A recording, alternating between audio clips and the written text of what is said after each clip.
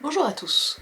Alors, aujourd'hui on va parler de Leila Slimani dans un nouveau format que j'ai décidé d'appeler A priori, même si, pour le cas de Leila Slimani, c'est pas vraiment des a priori à proprement parler puisque j'ai déjà lu certains de ses livres. En fait j'ai eu cette idée parce que on m'a demandé de faire une vidéo sur le concours de Kamel Daoud. Or, il se trouve qu'à chaque fois que j'ai essayé de le lire, j'y arrive pas. Je veux dire, il y a un côté très emphatique dans sa langue qui me gonfle. Enfin, quand on lit, j'imagine qu'on a tous une petite voix. Et celle que prend, enfin, c'est notre propre voix qu'on entend, mais celle que j'ai dans la tête quand je lis Kamel Daoud, c'est vraiment une voix très emphatique, très qui veut appuyer vraiment l'émotion, un côté épique, un côté... On sent qu'il y a zéro second degré, qu'il va pas y avoir d'humour, qu'on va pas rigoler, que... Je dis pas que tous les livres sont là pour rigoler, mais il y a quelque chose vraiment qui me bloque, qui est trop... Ouais, c'est ça, j'ai pas d'autre mot que emphatique, c'est vraiment lourd. Et voilà. C'est le genre de voix en fait qu'on prend quand parfois, je sais pas si ça vous arrive, d'écrire des trucs qui font poésie, qui ne sont pas de la poésie mais qui sont pleins de justement d'images, de métaphores, de trucs comme ça un peu mielleux et un peu pompeux, et voilà, et quand on les lit à des copains ou quand on les lit à n'importe qui, on peut pas s'empêcher de prendre une voix assez... ouais, enfin... emphatique, quoi. Bref, donc voilà, tout ça pour dire que j'arrive pas à lire ce livre, et donc je vais pas en parler si je ne l'ai pas lu. On peut parler du contexte, du fait que signifie le fait d'avoir donné ce prix à cette personne, ce genre de choses, on pourrait. Ça a déjà été fait, d'ailleurs pour ça je vous conseille la vidéo d'Aléa+, qui est vraiment plutôt bien sourcée sur le contexte, enfin sur tout ce qui entoure Kamel Daoud. Ce que j'ai remarqué en fait, c'est que apparaissait souvent une autre autrice qui est Leila Slimani. Or, Leila Slimani, il se trouve que je l'ai déjà lu, que je l'ai lu déjà à la sortie de ses bouquins, donc je peux avoir une idée un peu plus précise de ce qu'elle est, de ce qu'elle, je dirais, emblématise, mais aussi de ce qu'elle essaye de faire dans sa littérature, et voilà. Donc, j'appelle ça a priori parce que je m'interdis pas de parler d'auteurs dont j'aurais pas forcément lu les livres. C'est en fait vraiment le truc de la vidéo de je vous donne mon avis, comme ça, à froid, quoi, sans avoir vraiment travaillé au préalable. Qu'est-ce que m'inspire tel auteur, quoi. C'est pour ça qu'en commentaire, proposez-moi d'autres auteurs, je ferai ça, je vous dirai. C'est certainement... Je sais que c'est assez facile de dire ça, parce qu'en gros, si je dis des énormités, au moins vous serez prévenus. Bref, Leila Slimani, qu'est-ce qu'on peut dire? Bon, comme vous savez tous, elle a eu elle-même le Goncourt en 2016 pour Chanson douce. J'avais plutôt des a priori positifs il y a quelques années sur elle, parce que j'avais lu justement son premier qui s'appelle Dans le jardin de l'ogre, je crois, et aussi Chanson douce. Son premier, on va dire que ce serait une sorte de relecture de Madame Bovary.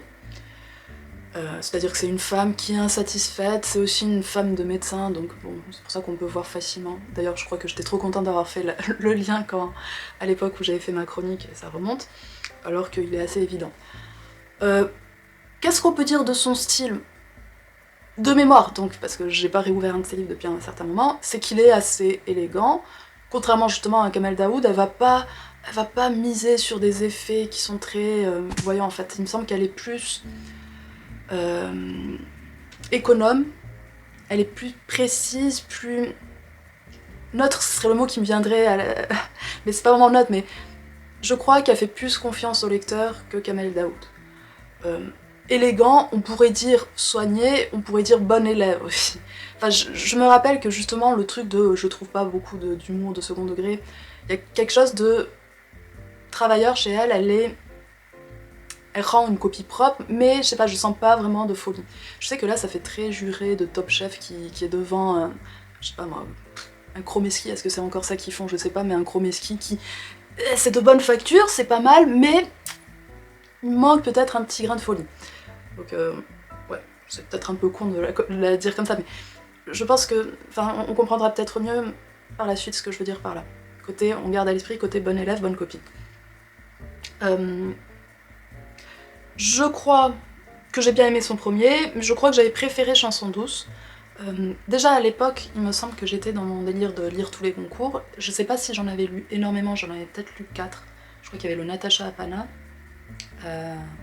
Triste Tropique, peut-être un truc comme ça, et Chanson douce, et d'autres. Et c'est vrai que Chanson douce, c'était vraiment celui qui m'avait le plus plu, le plus convaincu à ce moment-là.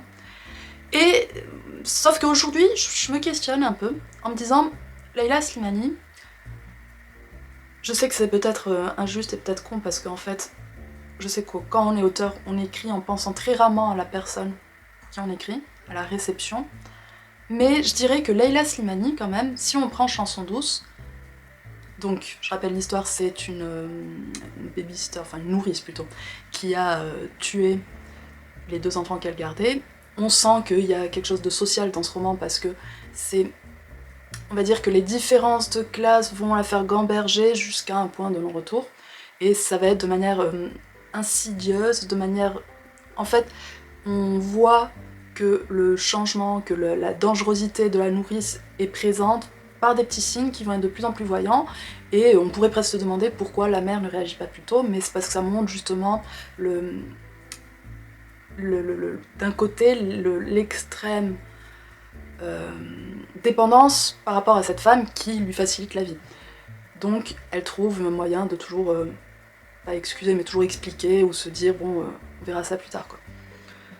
Donc là, comme ça, a priori, je me rappelle que j'avais trouvé que c'était un livre intéressant, mais aujourd'hui je réfléchis sur pour qui va l'empathie, et évidemment elle va beaucoup plus pour la mère dont les enfants ont été tués, que pour la nourrice qui est, si on parlait dans des termes politiques, qui serait la personne dominée dans ce récit. Alors certes, ça vient d'une histoire vraie, c'est vraiment arrivé, enfin je crois que c'était à New York ou quelque chose comme ça, un fait divers qui s'est passé, qui était comme ça. Certes aussi, on va dire que la violence de classe, je crois, dans le roman, est quand même mise en scène par Leila Slimani. Elle met pas ça totalement sous le tapis, elle montre, il me semble, comment il y a des petits ajustements, des petites concessions avec leur morale, on va dire, que font les employeurs pour la nourrice, toujours en essayant de se dire si on fait ça c'est parce qu'on est sympa et c'est pas parce qu'on est les employeurs. Enfin je prends l'exemple typique, c'était je crois pour partir en vacances. Il me semble qu'ils essaient beaucoup de rationaliser ça, puisqu'ils lui demandent de l'accompagner, par elle va pas souvent en vacances donc ça va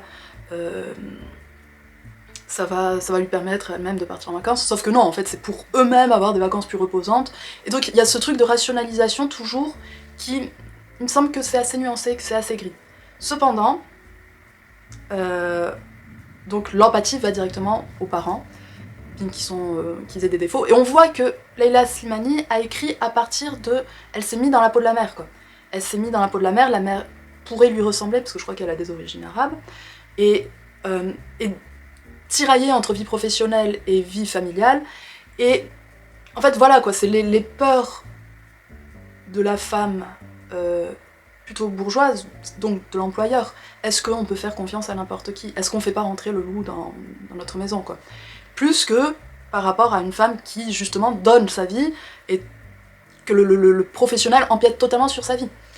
Je pensais à ça en fait parce que récemment il y avait eu un fait divers je crois aussi à Bordeaux, et c'était justement une nourrice. Alors je sais plus si c'était en crèche ou si c'était une nourrice privée, enfin, qui avait fait tomber un nourrisson, qui n'avait pas prévenu je crois, enfin qui n'avait pas appelé les secours, et je sais plus, soit le nourrisson est mort quelques temps après, soit il a eu des séquelles, et je me rappelle que moi à ce moment-là, plutôt que d'avoir l'empathie du côté de la mère, j'ai eu l'empathie du côté de la nourrice. En fait j'ai vu le côté, le boulot quoi, j'ai vu le travail, j'ai vu la violence et la souffrance du travail qui conduit à faire des erreurs. Souvent en tant qu'employé, on nous demande à être toujours plus performant, plus rapide, à essayer de faire 10 000 tâches en une seule, et c'est souvent dans ce genre de contexte qu'on fait des conneries, qu'on oublie de compter un truc en caisse ou ce genre de truc.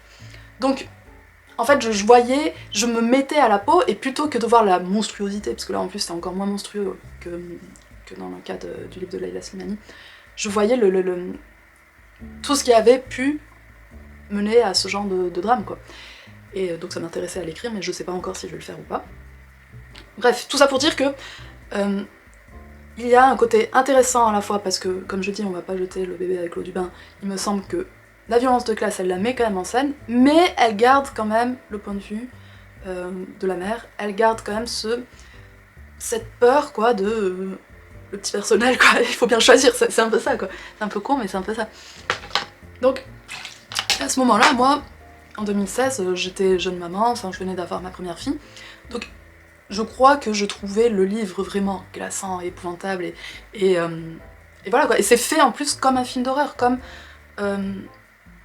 une tension en fait dramatique, comme dans les films d'horreur, le monstre on voit d'abord un ongle, on voit après une patte, après on voit la tête, et voilà quoi. On garde ça dans la tête aussi. On a dit tout à l'heure le côté bonne élève, bonne copie, là c'est le côté aussi, peut-être qu'elle prend un peu le parti des dominants. Ensuite, le troisième que j'ai lu et le dernier, c'est Sexe et mensonges au Maroc, qui n'est pas un roman, mais qui est une compilation de témoignages sur la question de la sexualité au Maroc. Ce que j'en ai pensé, justement à l'époque je l'avais lu, et il me semble que j'avais trouvé que c'était intéressant. Et encore une fois, c'est après en réfléchissant, des années plus tard, donc là ce matin, où je me suis dit c'est rigolo quand même parce que ça prend le point de vue de, je dirais, le colon, je sais pas si c'est ça, mais en tout cas un point de vue français sur un pays avec un regard extérieur plus que compréhensif. Et pourtant, Leila Slimani est marocaine. En fait, comme Kamel Daoud, et c'est ce que disait, je crois, Léa Plus dans sa vidéo, elle donne des gages un peu pour se faire accepter par la nation française, des gages qui vont vers on va un peu dénoncer des trucs de notre pays, on va dénoncer, je sais pas moi, la barbarie, ou l'obscurantisme, ou ce genre de trucs, quoi. Et dans le livre, il me semble que c'est le fait de moraliser des choses qui, sous la plume d'autres personnes, ne sont pas vues sous un axe bien, pas bien, moral, quoi. J'avais vu récemment une vidéo du vidéaste, je sais pas si on dit vidéaste ou youtubeur Wissam, où il avait invité un anthropologue qui justement avait étudié la question de l'homosexualité au Maghreb, et qui expliquait que le fait de mener une double vie, ou de pas faire de coming out comme on le ferait en France, n'est pas vu là-bas comme quelque chose de négatif. Parce que, en fait, il y a moins... Enfin, les séparations entre homosexuels et hétérosexuels sont moins cloisonnées qu'en France. En France, enfin, je sais pas si c'est vraiment... En Occident, en tout cas, on couche avec des hommes, donc on est homosexuel, on couche avec des femmes, donc on est hétérosexuel. Là, c'est plutôt... Ah, on peut faire les deux selon le contexte. Le fait en fait de même se marier avec une femme et d'avoir des enfants, mais de continuer d'entretenir des relations homosexuelles n'est pas vu comme quelque chose de mal en soi. Enfin, par la société si, mais comme un adultère, ce sera pas vu comme... Enfin, pas énormément plus grave aux yeux de la loi ou de la religion que si c'était avec une femme, quoi. Et dans le livre de Leila Slimani, justement, il me semble qu'il y a vraiment l'accent qui est mis sur le fait de mener une double vie, c'est mal, quoi. Mener une double vie, avoir des rendez-vous cachés, ce côté potin, etc. Et ça me fait rire, parce qu'en France, enfin quand on habite par exemple à la campagne ou ce genre de truc, même quand on est jeune, bah, c'est quelque chose qu'on connaît aussi. Enfin je veux dire, le truc là par exemple, je crois qu'un exemple qu'elle prend, c'est le fait de se retrouver pour coucher ou pour faire des trucs dans une voiture. Je sais pas, enfin moi personnellement quand... j'étais jeune, que je sortais ou ce genre de truc, c'est le genre de choses qui peut aussi arriver. Après, bien sûr que les exemples qu'elle prend sont pires. Bien sûr que je vais pas dire que c'est génial que l'avortement ne soit pas autorisé pour autre chose que viol, inceste et je sais plus, malformation ou ce genre de truc. Mais en fait, ça montre une phase du Maroc qui est peut-être déformée par le prisme déjà Marie-Claire, j'ai envie d'appeler. Enfin, c'est-à-dire que dans les magazines féminins comme Marie-Claire, comme elle, etc., on va toujours mettre l'accent quand on parle des pays arabisés sur le voile, sur... bon, je sais pas s'ils parlent par exemple de pays d'Afrique, ils vont parler d'excision ou de ce genre de trucs. Il y a toujours un peu une fétichisation de la femme souffrante, de la femme qui opprimée par le patriarcat, sans reconnaître que le patriarcat est quelque chose d'universel. Et aussi, il y a l'accent qui est mis sur la misère sexuelle, un pays qui serait tellement dans la répression de ses désirs et de ses pulsions, etc., qu'elle en devient obsédée. Sauf que, enfin, il me semble que c'est un peu la misère sexuelle est quand même quelque chose qu'on admet qui existe aussi en France. Moi, je sais même pas, je saurais même pas me prononcer, je saurais même pas dire est-ce qu'il y a une misère sexuelle ou est-ce qu'il y en a pas. Cependant, ce que je peux dire, c'est que il me semble, surtout de nos jours, que il peut y avoir un peu une vague mascu qui est dans le ressentiment de la femme, parce que, bon c'est peut-être simple de dire ça, mais j'ai l'impression parfois que les incels, on va dire, sont dans le ressentiment parce qu'ils n'arrivent pas à tirer un coup, quoi. Donc, est-ce que c'est si différent? Non, c'est comparable. En fait, j'ai l'impression que je suis pas sûre qu'en plus au Maroc, ça touche tout le monde, tous les jeunes, tous les hommes, qui soient vraiment dans ce truc. Enfin, moi, j'y suis allée récemment, ça me faisait rire parce que justement, ma mère me disait, dans l'avion, elle me disait, ouais, tu verras, les hommes, ils nous regardent beaucoup moins qu'avant, tu marches dans la rue, personne ne te regarde et tout. Donc ma mère, elle approche des 60 ans, donc je lui faisais un petit peu un regard. Mais bon, bref. Mais en même temps, c'était vrai. Enfin, quand j'y étais, j'ai pas senti que c'était particulièrement désagréable, alors que je m'habillais pas différemment. Enfin, j'ai pas senti cette chape de plomb, cette sexualité qui transpire par tous les pores dans le regard de chaque homme qui est frustré ou ce genre de truc, non. En fait, j'ai pas trouvé énormément de différence. Alors certes, les femmes portent plus le voile. Bon, certes, on voit aussi des photos du roi du Maroc un peu partout, des publicités aussi. C'est les seules différences. Est-ce que moi, après, ça me blesse ou ça me heurte ou ce genre de truc? Non, pas spécialement. Parce que c'est aussi une autre culture, quoi. Bref, je sais plus pourquoi je disais ça. Donc, j'ai l'impression que ce livre est écrit, en tout cas, si on devait reprendre encore le pour qui on écrit, et là, peut-être que comme c'est un essai, c'est encore plus le cas, ou ça l'est plus vraiment que pour un roman, j'ai l'impression qu'elle écrit pour des lecteurs, pour un lectorat plutôt blanc, plutôt français, plutôt qui va s'insurger et pouvoir en briller en société comme elle le fait, quoi. Sur justement, oh là là, le Maroc, franchement, j'ai lu un livre et c'était, franchement, c'est dingue, on se croirait 50 ans en arrière ou ce genre de truc. C'est un pays qui a évolué aussi, donc je pense que cet essai est peut-être périmé déjà. Surtout que ce qui m'a fait rire quand même, c'est que quand je suis revenue du Maroc, ma mère m'avait dit que quand elle était jeune, ma grand-mère avait mauvaise habitude, on va dire, de lui demander de montrer son sang à chaque fois pour prouver qu'elle était pas enceinte ou ce genre de truc, son sang de règle, quoi. Et quand j'en ai parlé à mon copain, qui est français, il m'a dit « Ouais, c'est marrant, ma grand-mère faisait pareil ou aurait fait le même genre de choses. » Donc, il y a aussi quelque chose de générationnel, quoi. Quel est l'âge, justement, des personnes interviewées par Leila Slimani à ce moment-là? Est-ce que c'est toujours d'actualité? Je sais pas. Quand j'y vais, à chaque fois, mes oncles ou quoi me disent « Oh, on voit plus de gens, plus de jeunes se tenir la main, etc. » Voilà. Après, je sais pas, moi j'y vais comme ça en touriste, donc je peux pas non plus faire... Mais c'est juste qu'il me semble que c'est pas tout à fait juste, que ce qu'elle dit n'est pas tout à fait juste, et que même si certaines choses le sont, je pense à la question de la prostitution ou de l'avortement,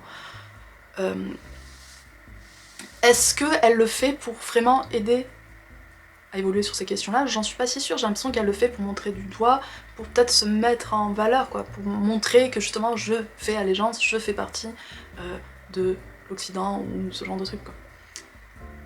Donc voilà, ce seraient les a priori que j'ai sur Leila Slimani, et donc ce côté bon élève, ce côté, comme je disais, plutôt côté des dominants, il faut savoir qu'en plus Leila Slimani, je crois qu'elle vient d'une famille bourgeoise, je crois que sur sa page Wikipédia il y a écrit qu'elle est très proche du pouvoir marocain, et que même elle ferait partie d'un lobby ou je sais pas quoi, alors je sais pas si c'est vrai et tout, mais en tout cas ça apparaît sur Wikipédia. Ce qui me fait rire, ou en tout cas ce qui me frappe souvent quand on parle de Leila Slimani, c'est qu'on me dit souvent, c'est un truc qui vient, ah là là qu'elle est jolie.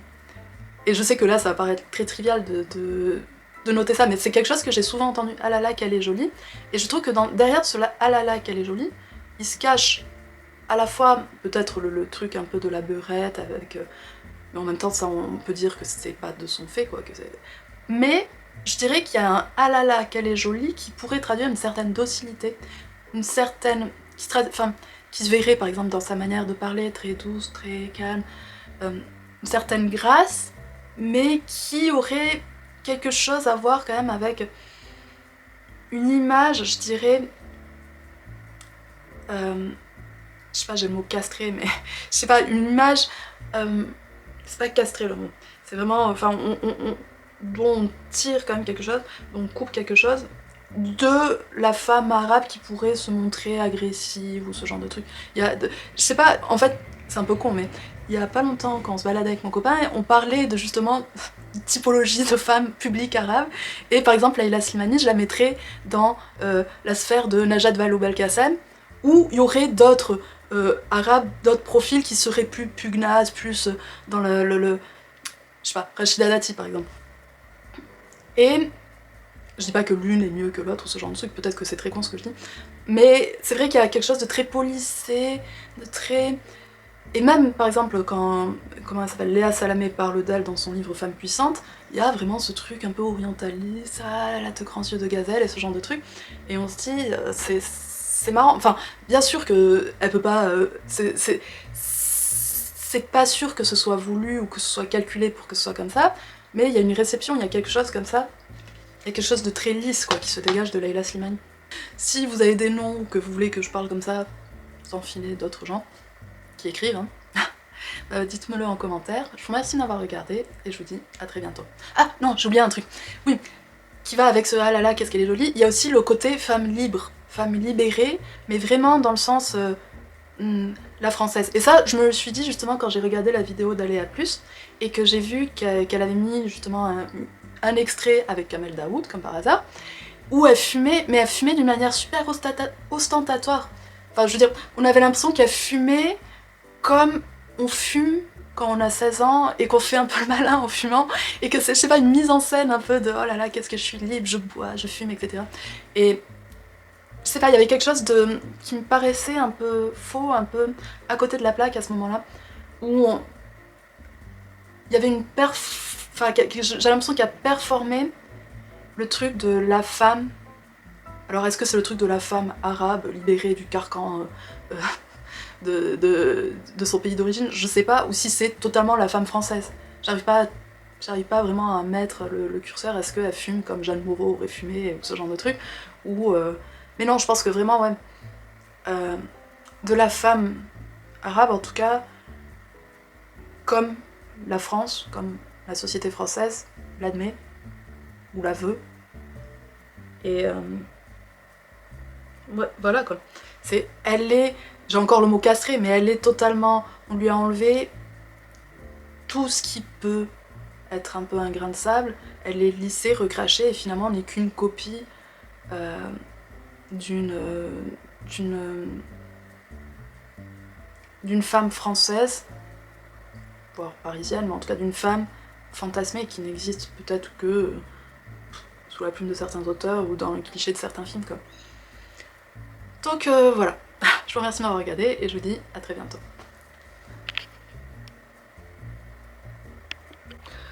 Ouais, oui, je voulais ajouter, dans ce truc de ah là là, elle est jolie, c'est comme s'il y avait un érotisme un peu calmé, un peu assagi, qui irait peut-être un peu à l'encontre d'une... Enfin, il y a quelque chose, encore une fois, du côté bon élève qui se sent, qui se palpe un peu, je trouve. C'est pas oh là là, qu'est-ce qu'elle a un beau cul, quoi. Enfin, je sais pas comment dire, mais ça vient, c'est un compliment en plus qui viendrait plutôt des femmes, je dirais, et qui, pour moi, rejoindrait un peu oh là là, qu'est-ce qu'elle est mignonne, qu'est-ce qu'elle est sage. C'est ce truc de bon élève, quoi. Oh là là, elle est mignonne, oh là là, elle est sage, elle fait pas de bruit, elle fait pas de vagues, quoi.